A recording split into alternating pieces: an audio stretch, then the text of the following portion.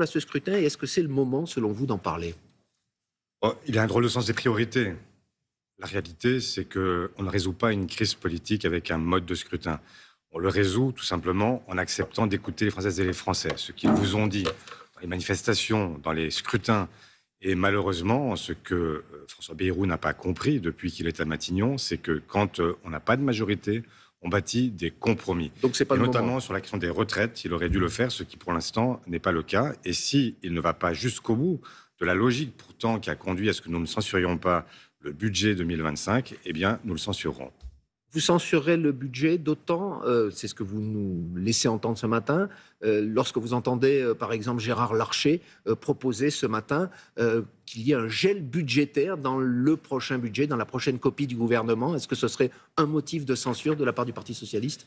Écoutez, la proposition de Gérard Larcher est très floue, mais moi je suis d'accord pour dire qu'il y a des économies à faire, c'est une évidence. Mais certainement pas comme ça. Le gel, ça veut dire quoi? Ça veut dire que de manière totalement aveugle, on considère qu'on ne touche plus à rien. Mais il y a des secteurs qui ont besoin de bouger.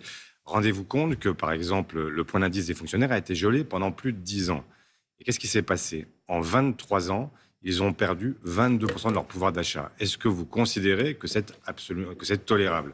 Moi, ce que je dis, c'est qu'il y a nécessité de rechercher les sources d'économie, mais surtout, il y a une économie qui a été faite, c'est en fait tout simplement pendant 7 ans, 8 ans maintenant, vous avez eu de colossales pertes de financement avec les cadeaux fiscaux qui ont été réalisés en direction des plus grandes fortunes et des grandes entreprises. Et c'est là-dessus qu'il faut revenir aussi.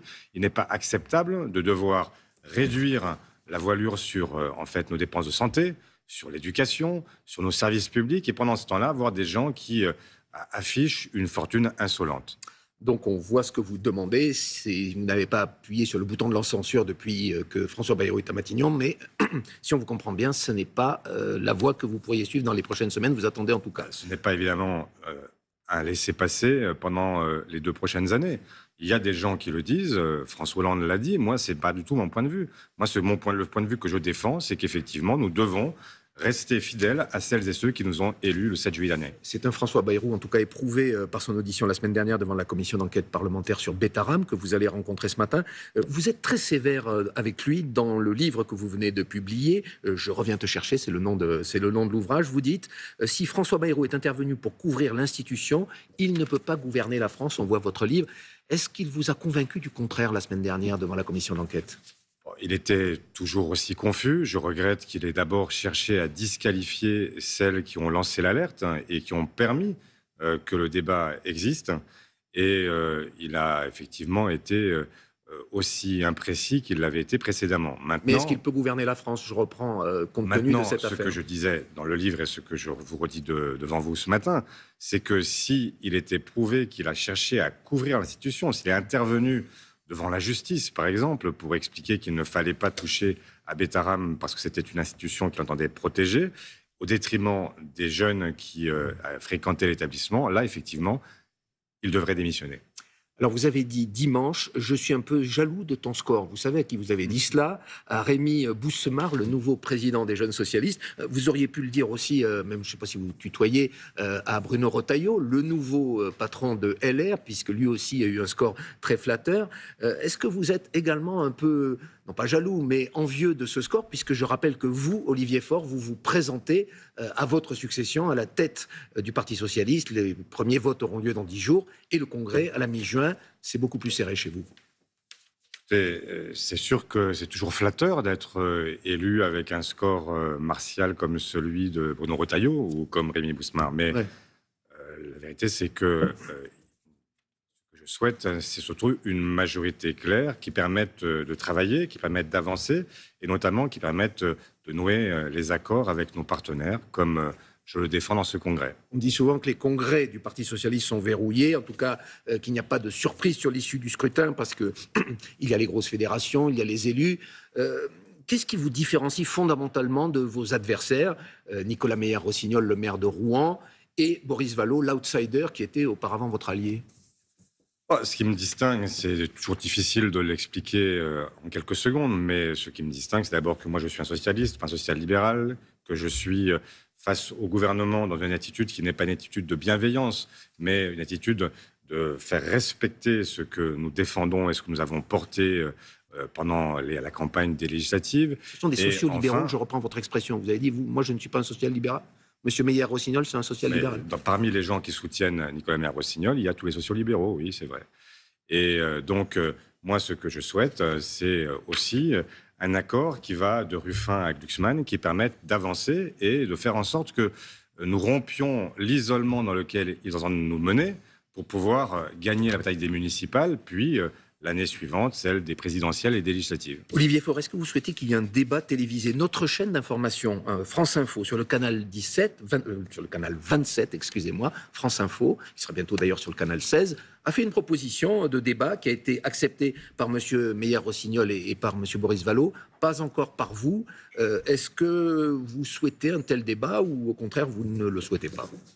Je ne vais pas répondre à cette question, mais en fait, le débat, il a lieu tous les jours. Je rencontre dans les fédérations Nicolas Meyer-Rossignol, Boris Vallaud et toutes celles et ceux qui débattent avec moi, et j'en suis très heureux. C'est un débat interne. Je ne suis pas sûr qu'il intéresse beaucoup le grand public, et j'observe que vous avez parlé de Retailleau et Wauquiez. Leur avez-vous fait une proposition identique? Non, parce que vous avez considéré que le débat était interne chez eux. Il est interne chez nous aussi. C'est clair. Votre volonté, en tout cas, de réunir toute la gauche, elle se heurte depuis plusieurs mois à l'antagonisme qui existe désormais avec la France insoumise, notamment sur les questions internationales et singulièrement sur la question du conflit à Gaza. Mais vos positions semblent évoluer, en tout cas se rapprocher. Aujourd'hui, vous aussi, je vous cite, vous parlez d'un génocide qu'il faut prévenir. Ce sont les mots employés par la France insoumise. Pourquoi il y a finalement, non pas ce durcissement, mais cette clarification dans les termes que vous employez aujourd'hui? Mais d'abord, il n'y a pas chez moi d'évolution notable, parce que la réalité, c'est que depuis le lendemain du 7 octobre, où j'ai pleuré comme beaucoup, comme j'imagine l'immense majorité des Françaises et des Français, l'attaque terroriste et les morts israéliens, mais ensuite, j'ai appelé à ce qu'il n'y ait pas une riposte aveugle et une punition collective pour les Palestiniens.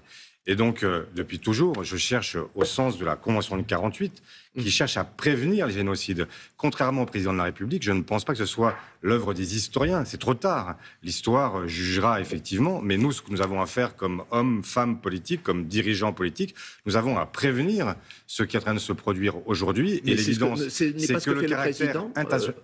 Écoutez, vous le trouvez trop frileux? Il a encore dit avec le Britannique Kerstermer et le Canadien. J'entends les mots qui sont prononcés, mais ce que je crois aujourd'hui, c'est que l'époque des mots est dépassée. Ce qu'il faut, c'est des sanctions. Ce qu'il faut, c'est que Netanyahou et son gouvernement suprémaciste d'extrême droite, entendent que le monde entier ne laissera pas faire et que nous ne laisserons pas commettre un génocide à Gaza, parce qu'aujourd'hui, le caractère même intentionnel est affirmé par nombre de ces ministres qui, évidemment, aujourd'hui, expliquent qu'ils veulent éradiquer complètement la population palestinienne de Gaza. Faure, comment condamner la politique israélienne, parler de génocide, sans que cela rejaillisse sur le regard qui sont portés sur les Juifs de France, considérés à tort ou à raison, et souvent à tort, comme complices de ce qui se passe là-bas? Est-ce que cette dérive-là, vous ne risquez pas aussi de l'accompagner, comme on le reproche, par exemple, à la France insoumise? Je ne vois pas le rapport qu'il y a entre les Français juifs et Netanyahou, qui est un dirigeant d'extrême droite israélien. Quel rapport faites-vous entre les deux? Je n'en fais aucun. Moi, je n'en fais pas, mais certains... Mais moi non plus, je n'en fais aucun. Et c'est la raison pour laquelle je serai toujours au premier rang de ceux qui se battent contre l'antisémitisme, parce que vouloir essentialiser les gens, considérer que parce qu'ils sont juifs, ils seraient naturellement des soutiens de Netanyahou. Regardez même, y compris en Israël, le nombre de manifestants de Tel Aviv à Jérusalem qui manifestent aujourd'hui parce qu'ils ne supportent plus la politique menée par Benjamin Netanyahou. Merci Olivier Faure, premier secrétaire.